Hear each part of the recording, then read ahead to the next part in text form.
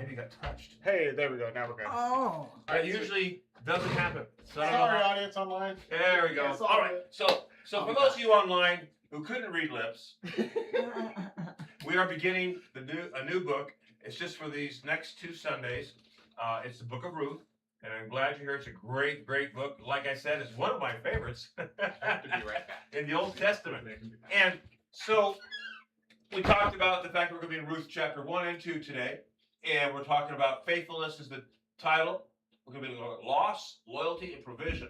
Loss is chapter 1, 11 through 15. Loyalty is 1, 16 through 18. Provision is chapter 2, 5 through 12.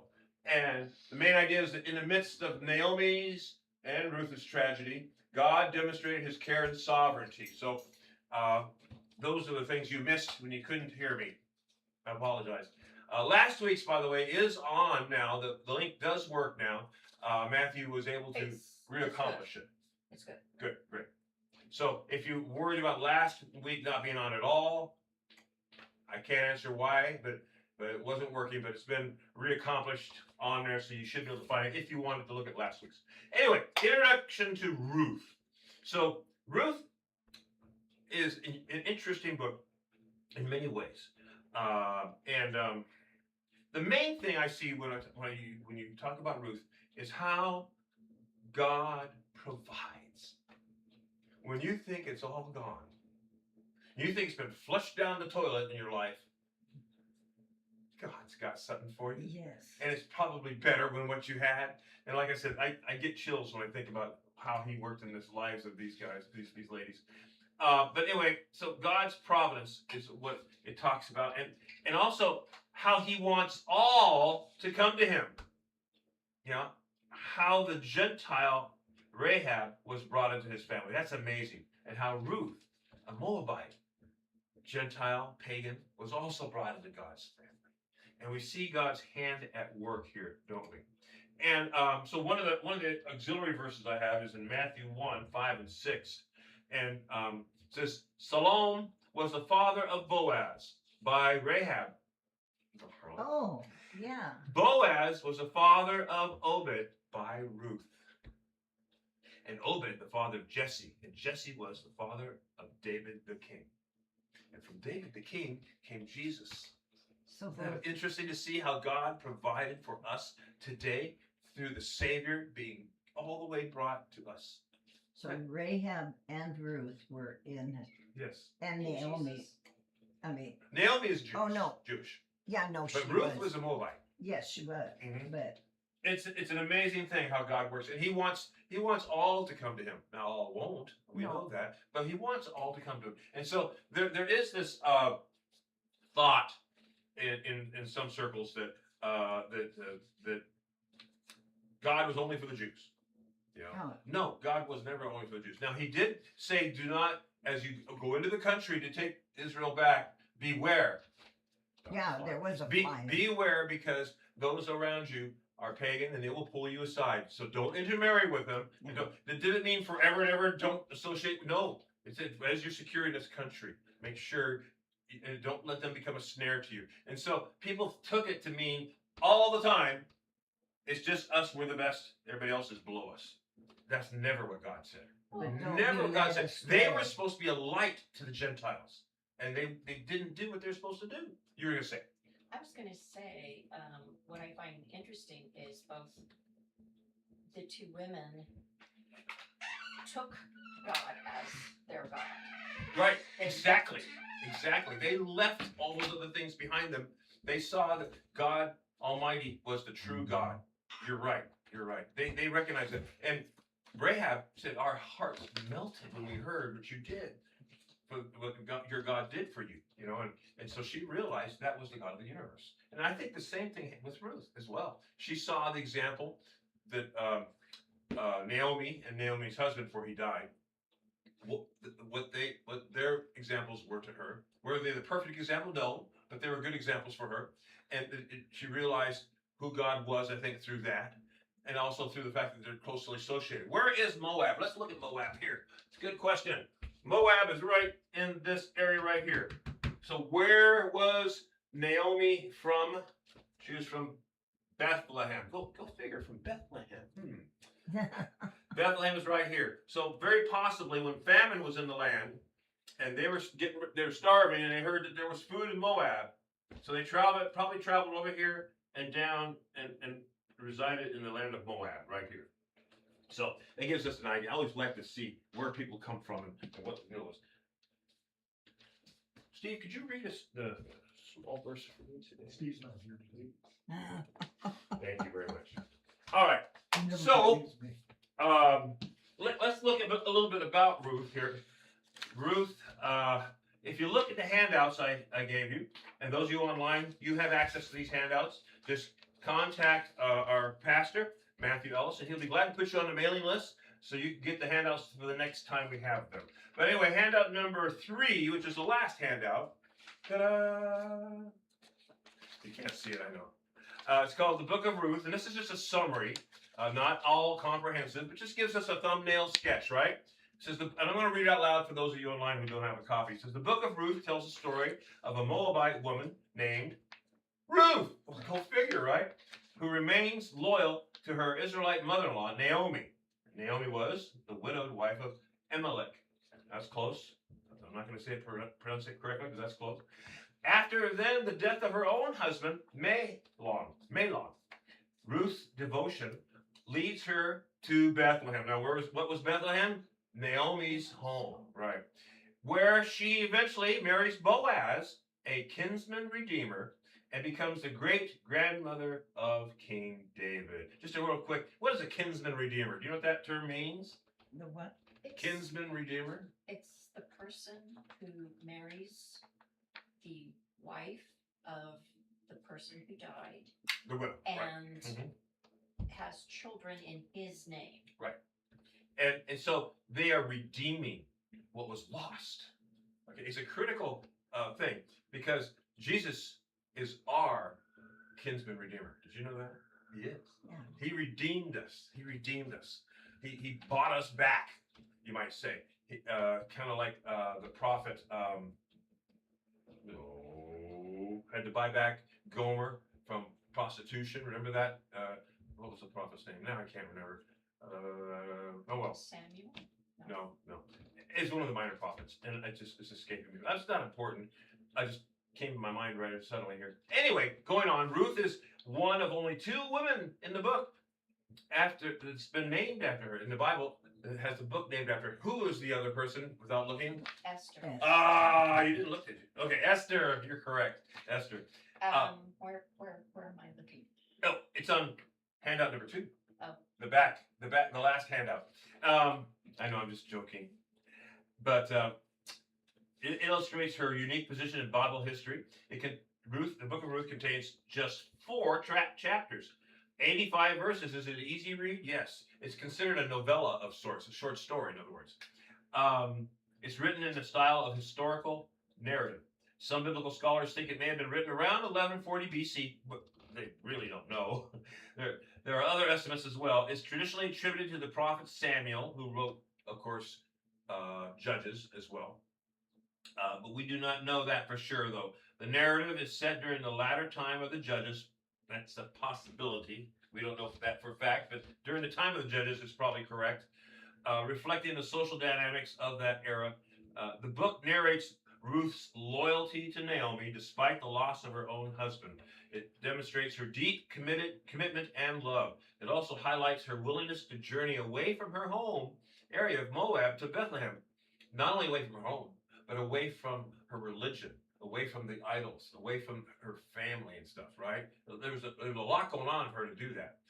It showcased her faith and dedication. Key themes include loyalty, redemption, divine providence, which are central to the narrative. Ruth is mentioned in the genealogies of Jesus in Matthew 1:5, which I think I already read, and also Luke 3:32.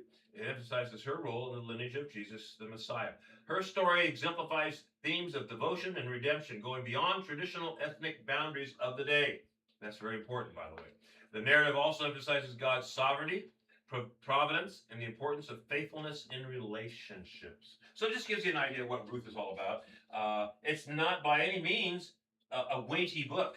You know, it's not like Isaiah, you know, or Jeremiah, you know, these bunches and bunches and bunches and bunches of words, right? But it gets to the nub of what it means, what God wants for us. He wants the world to be redeemed to Him, doesn't He? So, I think I didn't forget that. Okay, good. Let's look at our intro paragraph today.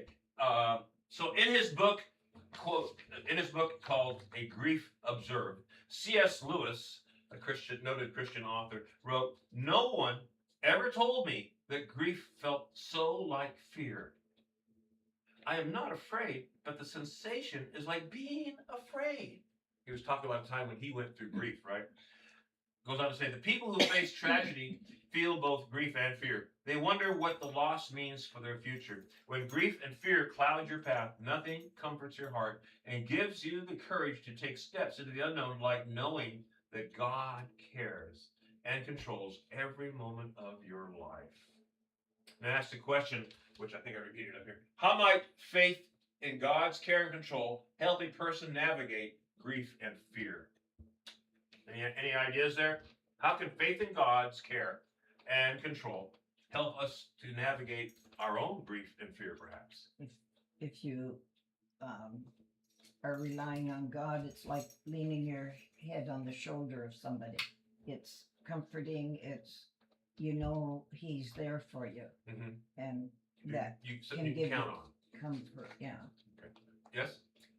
The other thing is we have examples. Uh-huh. So even if we can't feel him, we know he's there. Right. And because of that, I know for me, it helps to keep me from throwing on the fear. Mm-hmm. The grief is a little harder. Yeah. But the fear, I can just shove away and say, get behind me. In this world, we're going to all suffer grief. If we don't think we are, you're wrong. You will. When my father died, I felt a time of grief. My brother died, which she was younger than me. It was a time of grief. My mom died, same thing. And so, but each one of them are Christian. I know that. I know it's not the end. I know I'll be seeing them again. And I can't wait to see them again. I just can't wait. And it's that helps drive away that grief. But it's still there, but it's not overcoming. It's not controlling. Because I know God's in control. You know, and that really, really helps me to deal with that. Yeah. When those things in life strike you close, and many of us have done that, gone through that, I know that.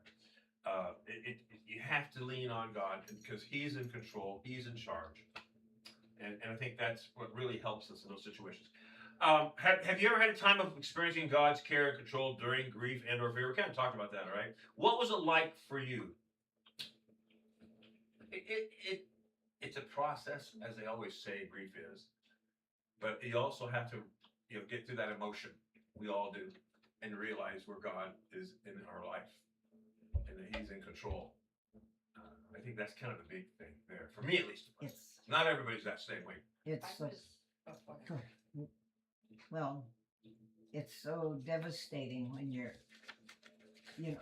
have nowhere else to turn. Yeah. And you can turn to God, but sometimes it doesn't feel like the right. It doesn't make the sadness go away. It just maybe gives you a band-aid until you can get past that extreme grief. But I'm so looking forward to seeing my mother and dad. Oh yes. And when we train ourselves to depend on God's word, Yes. we should go there first. Yes. When we train ourselves that we need to be praying on a regular basis, we should go to Him first in those times, right?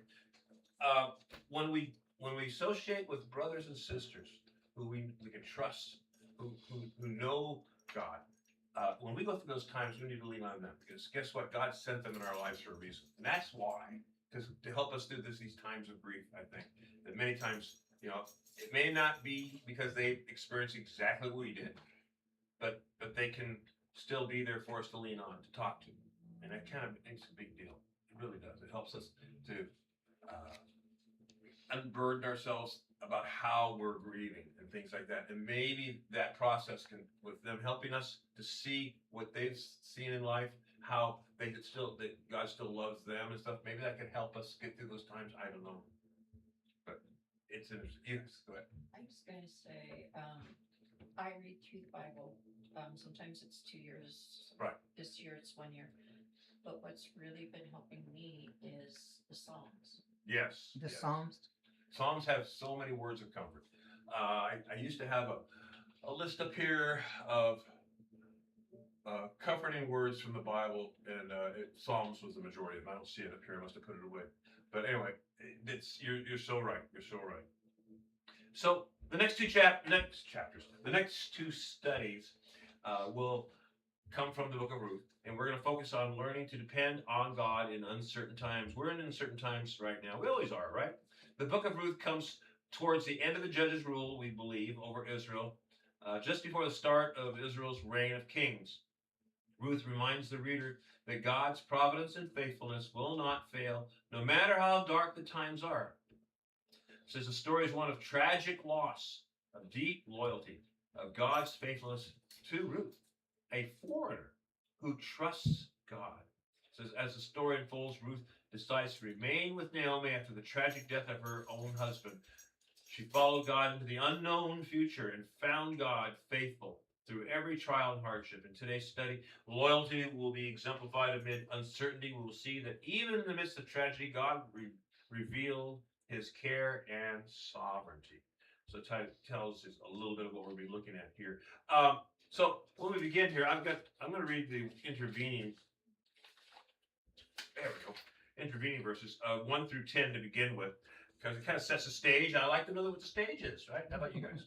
So in chapter 1 through 10 says, now it came about the days when the judges governed, so that's how we know during the time of judges, but there was a famine in the land, and a certain man of Bethlehem in Judah went to sojourn, or in other words, he took a trip to the land of Moab with his wife and his two sons. Now obviously, because of the famine, right, they wanted to have a place where they would have food. It says the name of the man was Amalek. The name of his wife was Naomi. By the way, the name Naomi, and I looked it up and I had it, and now I've said this, and now I'm not going to find it. But Naomi, I think, means like a positive thing. I forgot what it is. But she renames herself Mara, which means bitterness because of what she went through. And I'm not going to spot it. Oh, here it is. Naomi means pleasant, or one of the meanings is pleasant. And Mara means bitter. We're going to see that in the last last part of our session today. Anyway, so her name was Pleasant. Okay, basically is what that means. The name of their sons was Mahlon and Chilion. Ephraimites of Bethlehem in Judah. So they're from the tribe of Ephraim, and they lived in Judah. Now they entered the land of Moab, and they remained there. Then Amalek, Naomi's husband, died, and she was left with only her two sons. And they took then for themselves wives from Moab. And the wife of the one was Orpah, and the name of the other was Ruth. And Ruth married Mahlon. I know that because later on it talks about that. And they lived there about 10 years. So we know how long they were there. They were 10 years. And both Mahlon and Chilion then died. And the women were bereft of her children. The woman, in other words, Naomi, was bereft of her children. Her two sons died, and her husband.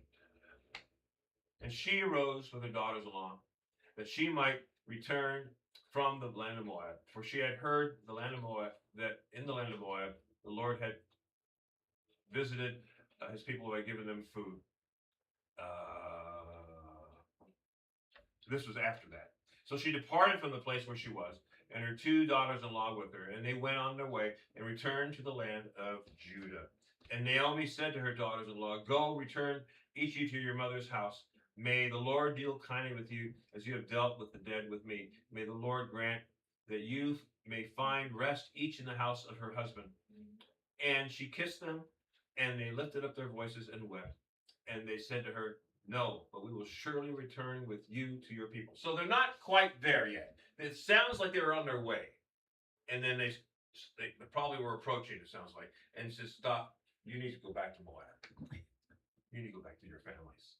Back, and the insinuation is back to your way of life, back to your God. So you can find new husbands. That's what she was trying to say. So that's a stage is now set for our first verses. And in our first verses, I want you to listen for how Naomi, Oprah, I'm saying it wrong, Orpah, there we go, and Ruth responded to their tragic loss. So who is number one? I do. Go ahead and read that for us, please. But Naomi said, return my daughters. Why should you go with me? Do I still have sons in my wombs that they may be your husbands? Return my daughters. Go, for I am too old to have a husband. If I said I have hope, if I were even to have a husband tonight and also give birth to sons, would you therefore wait until they were grown? Would you therefore refrain from marrying? No, my daughters, for it is too much more bitter for me than for you, because the hand of the Lord has come out against me. And they raised their voices and wept again. And Orpah kissed her mother-in-law, but Ruth clung to her. Then she said, behold, your sister-in-law has gone back to her people and her gods. Return after your sister-in-law. Okay. So, how did they respond? They had the father die in this family, and then the two ladies that lost their husbands as well. Without children. Without children. They had no children. So, and what they would, she was talking about, Naomi was talking about, is I can't have any more kids. You can't wait that long before if I marry again and have sons, and you have to wait till they're old enough so you can marry them, and I can't do that. That's not going to happen. The best thing for you, and it's the logical thing, go back home and restart your life. That's what he said, right? So, and she's trying to be what? With her daughters-in-law. She's trying to be kind. Kind. She's trying to be practical. Trying to be reasonable. Trying to reason with them because she sees their life all ahead of her. In her limited sight, you're not going to have that life now. You need to go back and restart, right? And so, did they want to leave her? No. No, they didn't. They wept.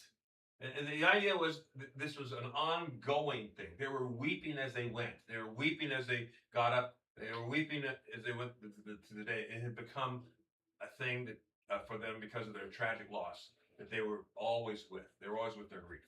It was consuming them, if you want to call that. And so it had come to the head. She says, "You need to go back. You need to go back."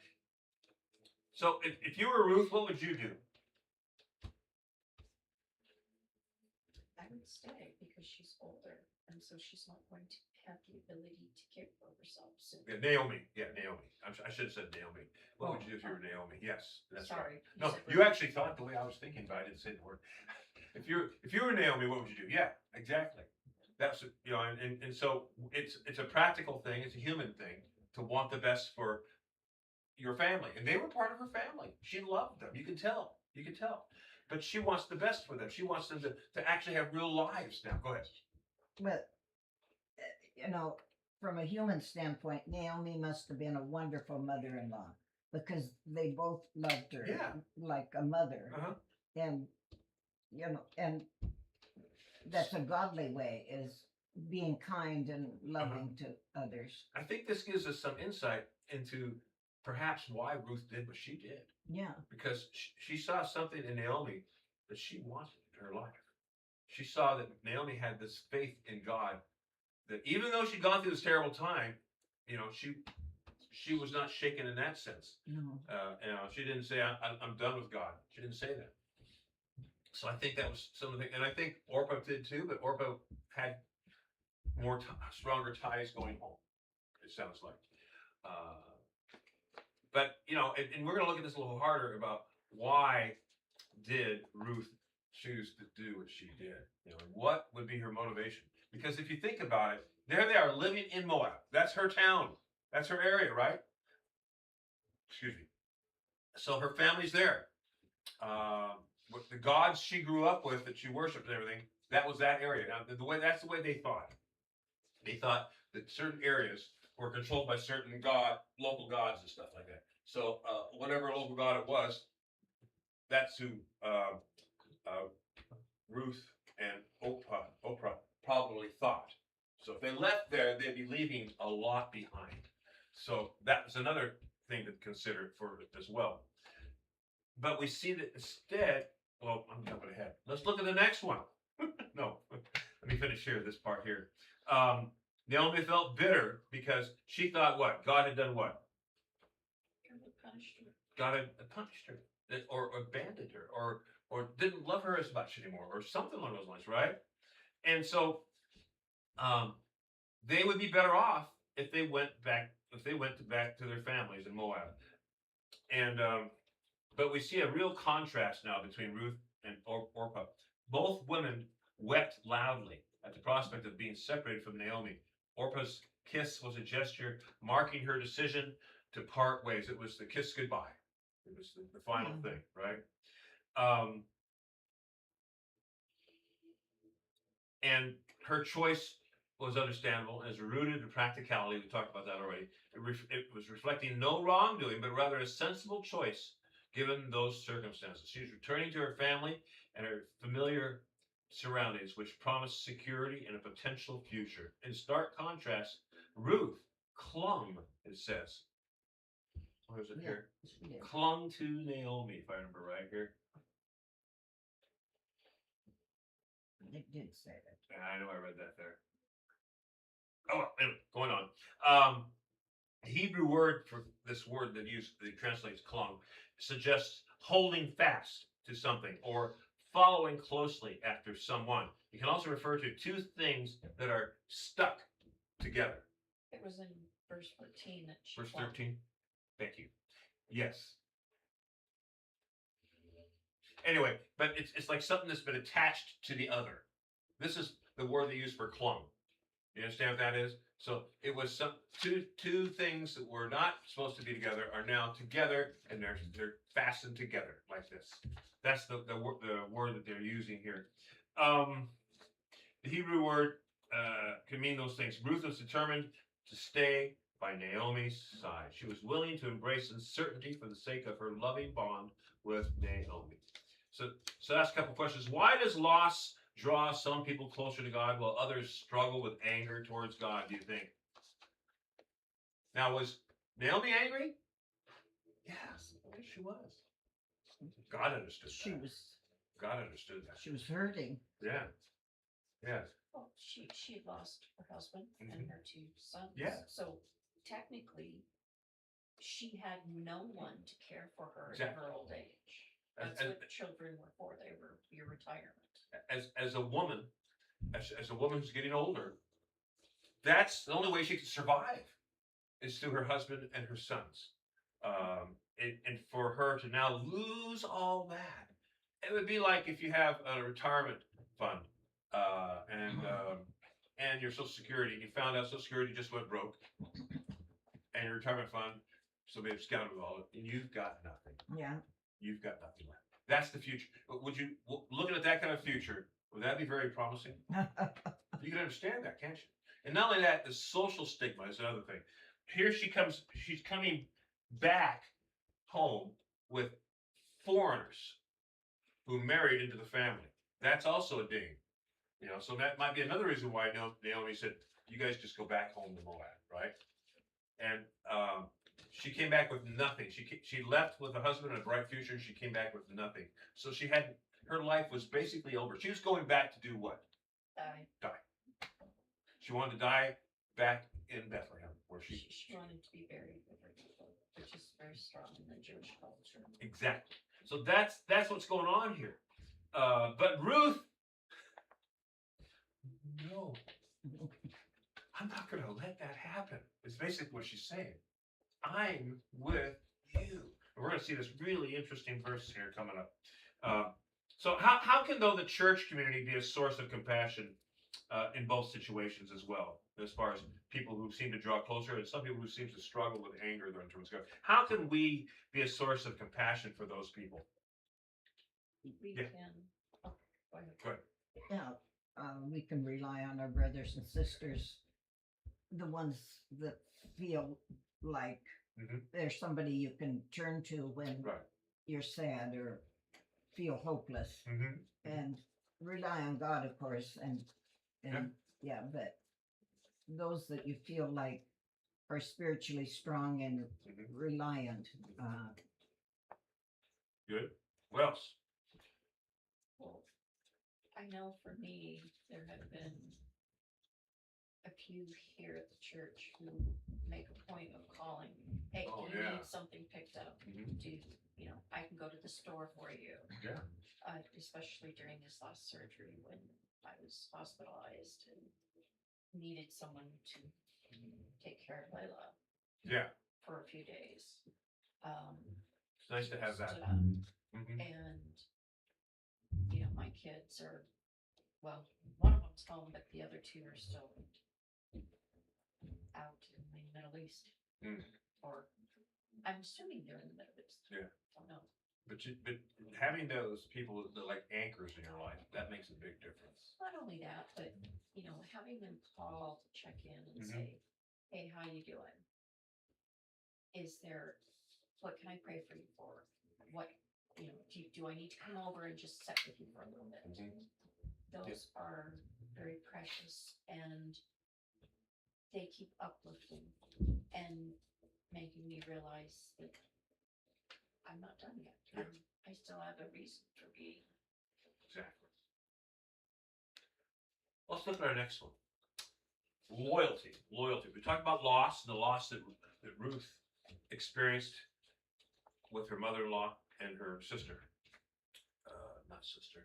What would it be? The Sister-in-law. Sister-in-law. There we go. And in this next part here, which I think Steve has this one, verses 16 through 18. I want you to listen to the key points in Ruth's response to Naomi. What Naomi says is, you need to go home now. And what is her response? Go ahead, Steve. But Ruth said, do not urge me to leave you or turn back from following you. For where you go, I will go, and where you lodge, I will lodge.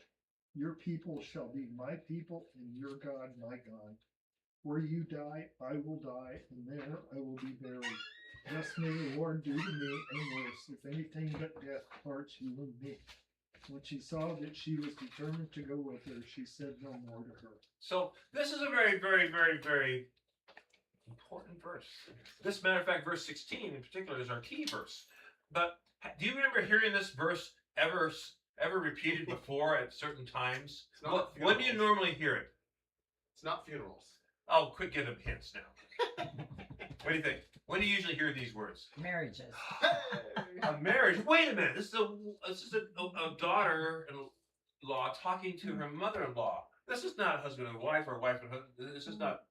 But we still see it as a very, very good verse for marriages because it talks about what? Loyalty. No matter what, I am stuck to you.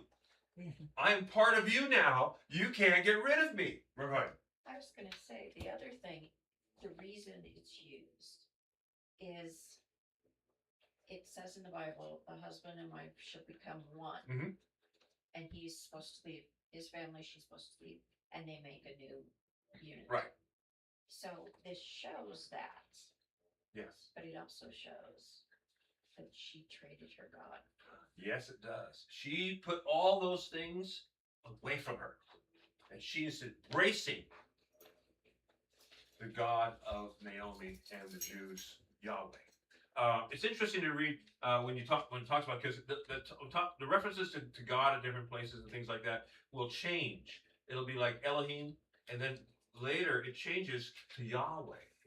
And what would be the differences in those words, do you think? Oh, I know we can ask somebody here. Go ahead. Elohim is a title, whereas Okay. Yahweh is a proper name. Okay. Yeah. What about the deeper meanings in those things too? Elohim is more of a general type referring to God. Okay. Yahweh, like you said, is personal, but it's also embracing things like sovereignty. It was a covenant name yeah, as well. a covenant name. It was specially given in that relationship. That was how his people personally referred to him. So when you hear that word used for God, it has a much deeper meaning. It's not just, well, that's, my God's Elohim. He's pretty good. Well, what's your God's? Well, my God's Molech or Dagon. No, it's not that kind of thing. It's the God of the universe is who I worship, Yahweh. Person who made everything, who controls everything, whose life and breath is in me as a follower. That's what it's saying, right? You were going to say something. I saw you. Well, what I was going to say isn't Yahweh not only a personal name, but it is the way I see it. It's the God above all other gods. The God of creation. Everything was from him. Yeah. Yes. And I had a little blurb I was going to read here. The title Yahweh points to God's self-existence, unchanging nature, everlasting presence. From the Old Testament to the New Testament, the name reminds believers that God is eternal, sovereign, and always faithful to his promises. So that word comes heavy with that meaning, whereas Elohim is not that same way. But anyway, so Ruth used that word by invoking God's name of Lord or Yahweh.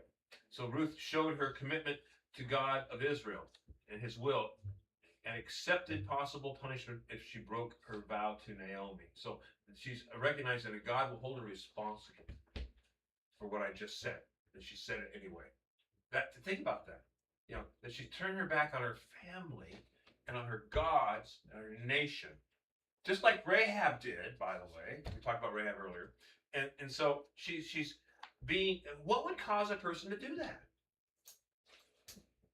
Yeah. Well, she probably had heard of, or maybe even saw, when the fleece was laid down and it was soaked. But whoever that prophet was, that was the judge, Gideon. Yeah, Gideon. And he prayed, and God consumed the sacrifice in spite of all the water laid. And that was a different story. That was I know, but one of the prophets. still, Yes. She Elijah. may have heard that story, and other stories. Elijah would have been after that, I think. But anyway, go ahead. Well, other stories about the Red Sea, or all other those stories. God's power and his faith. Yeah. God's power. And how God's power was there, whereas You're right. Yeah. comparably, the other gods weren't able to mimic the power of God. It was recognizing that there's really only one God. She understood that, I think, at this point. Yeah. And that God is all powerful. And that's the God I want to follow. I want to be a part of that. And okay.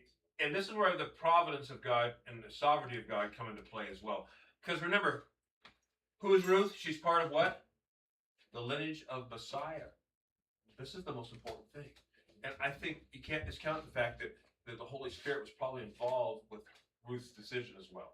It doesn't say it, but you can't discount that, because I think otherwise, what would cause her to do that? That was such a different thing for somebody to do. Go ahead. I was going to say, she lived with Naomi and Saw. Elimelech. Right.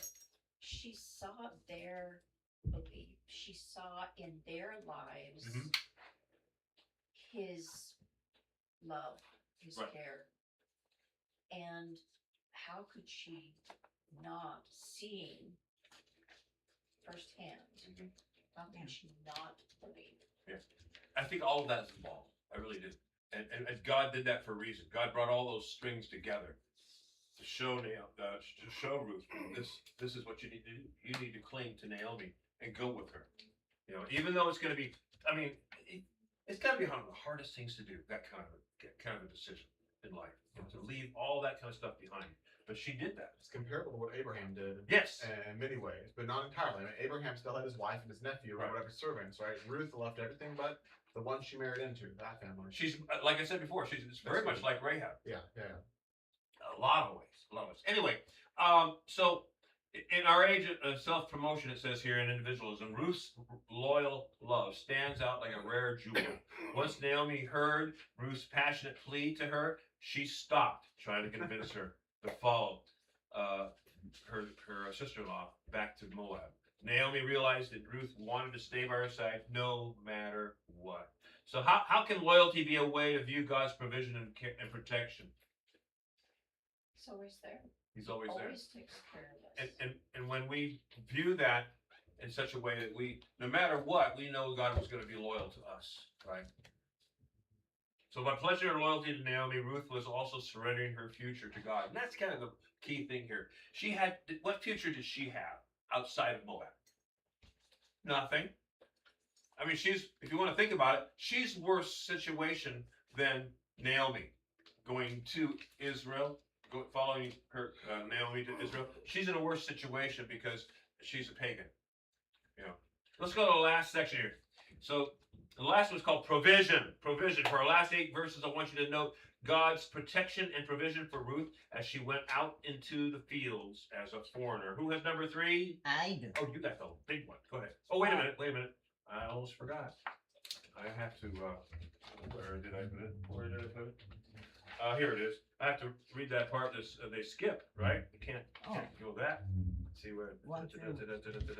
There it is. So we're in chapter 2 now, right? Yeah. 1 through So 4. verse actually we stopped on verse 18, so I got to read from 19 in chapter 1, verse 19, beginning there. So they both went until they came to Bethlehem, and when they had come to Bethlehem, all the city was stirred because of them, and the women said, "Is this Naomi?" She said to them, "Do not call me Naomi, call me Mara, for the Almighty has dealt very bitterly with me.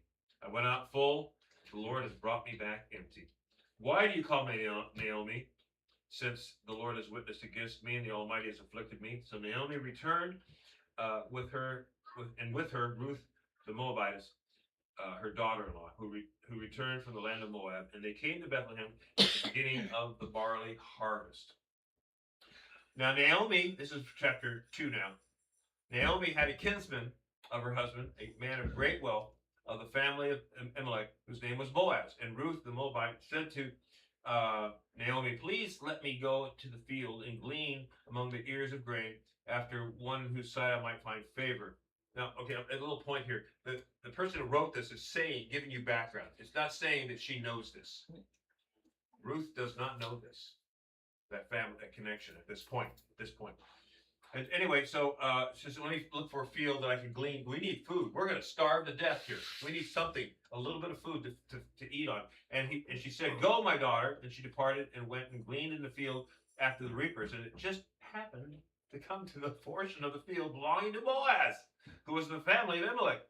Now Boaz came from Bethlehem and said to the reapers, "May the Lord be with you." And they said to him, "May the Lord bless you." So what do we know about Boaz? He's a godly man. He's a godly man who has a reputation as being a godly man. Now, do we know much else about Boaz? He's a landowner. He's probably wealthy. He said he was wealthy. There's no mention of a family. The So, book reveals a lot about his character. so the impression is, I'm just guessing, but he's probably a widower, whatever you call it. Yeah. But doesn't say that, so I don't want to say that for sure. I doubt he never married because at this point in his life, most Jewish men have married. So my guess, he probably lost his wife. Don't know. Do you know? No, like you said, there's no clarity on that. One of those life's mysteries. So now we come to, We can ask him later on. yes, we can do that. So now we come to our main verse that you have for us to read, and this is about provision. And it's note God's protection, provision for Ruth as she went out into the field as a foreigner. Go ahead and read those. Boaz asked the overseers of his harvest, "Who does that young woman belong to?" The overseers replied, "She is the Moabite who came back from Moab with Naomi."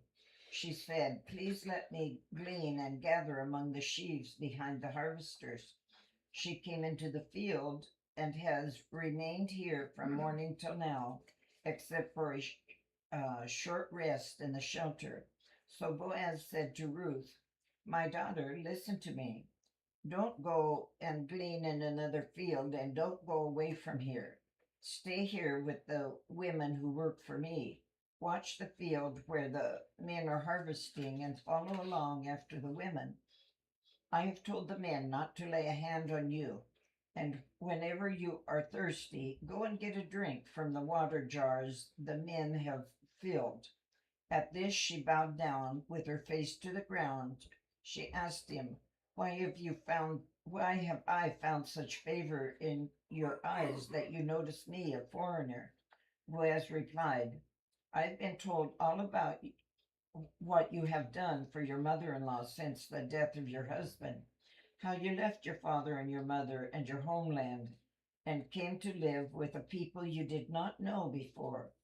May the Lord repay you for what you have done.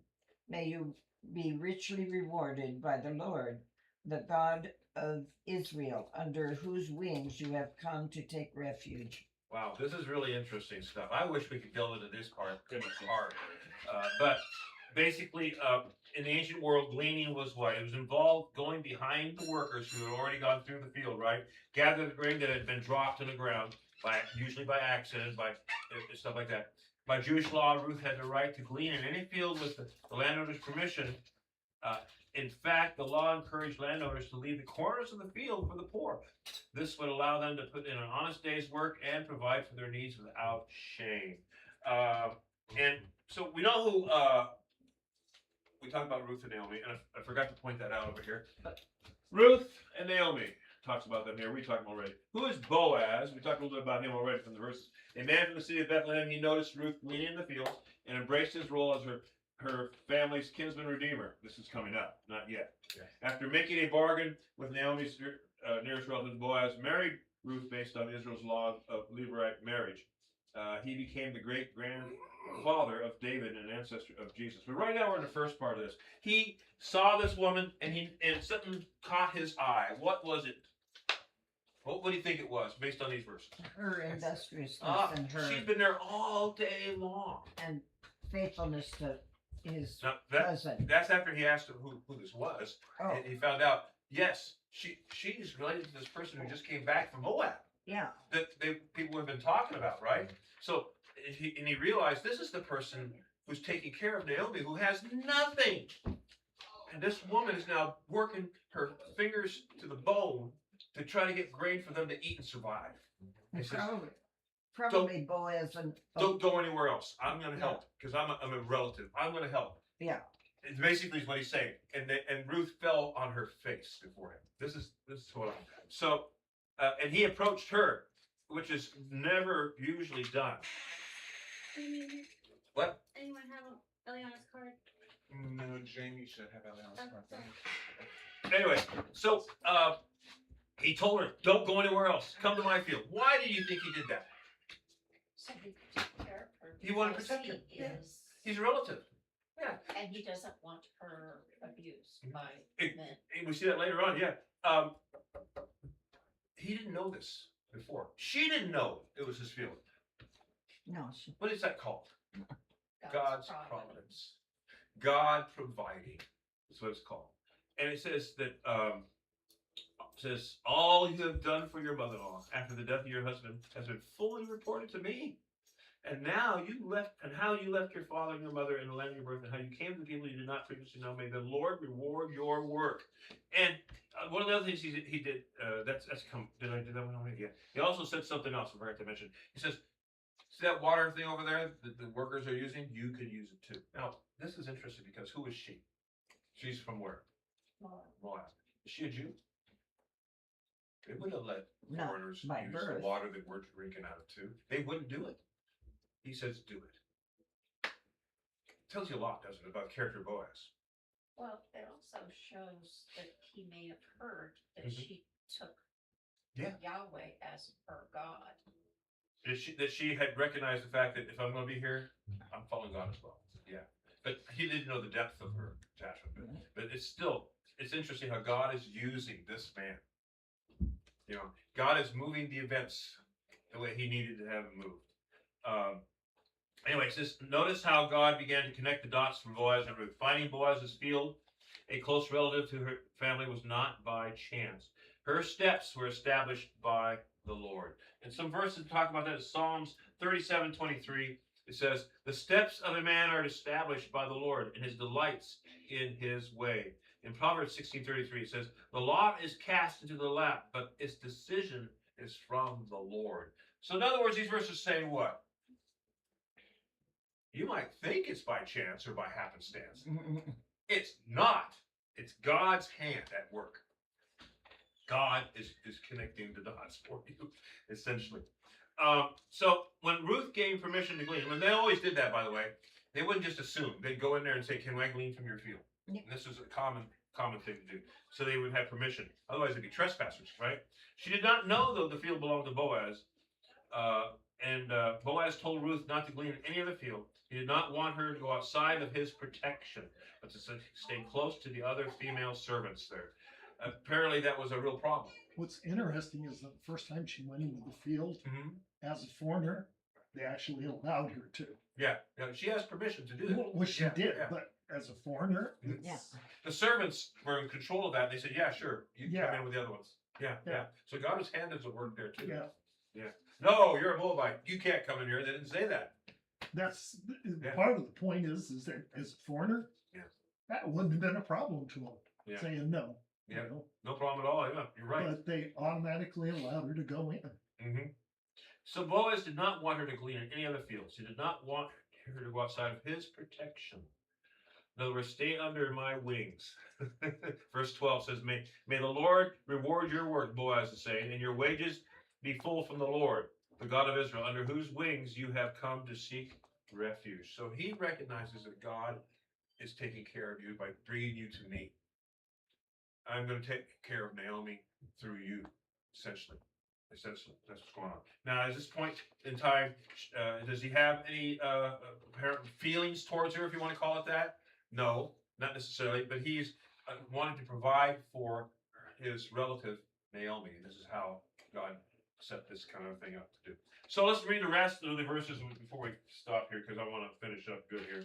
The rest of chapter 2, verses 13 and to the 23, says, Then she said, Ruth said, I have found favor in your sight, my lord, for you have comforted me, and indeed have spoken kindly to your maidservant, even though I am not like your maidservants. In other words, I'm not Jewish. In the meantime, at mealtime, Boaz said to her that it's probably a midday break.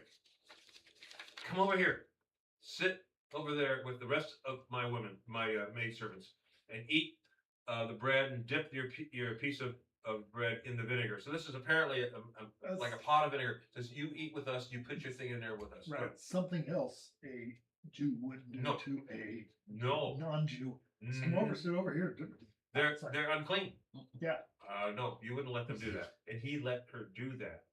So she sat beside the reapers, the people who were doing the work, and he served her, or made sure she got apparently, roasted grain, and she ate, was satisfied, and had some left.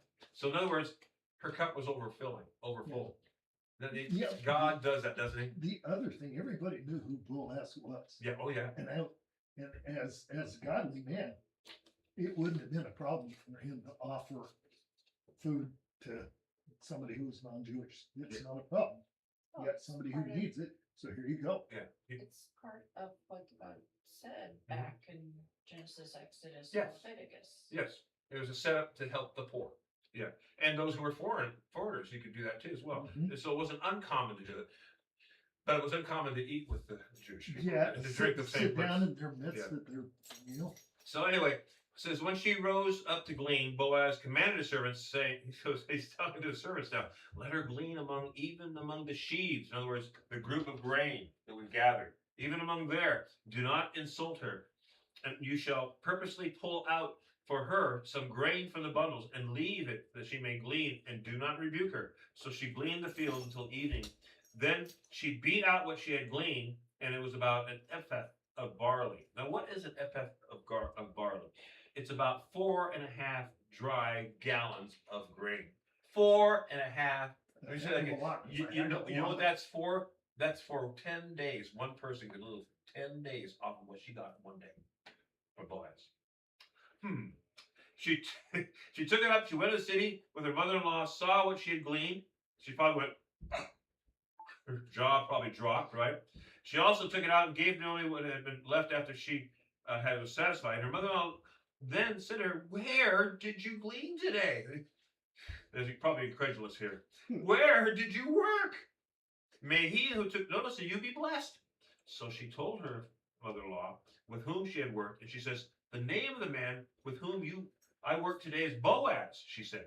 And Naomi said to her daughter-in-law, "May he be blessed because of the Lord, who has not withdrawn his kindness to the living and to the dead." So again, Naomi came there to die. There's She came to Boaz. There's Boaz's heart. Yeah. Right there. Yeah, and Naomi's recognizing this here.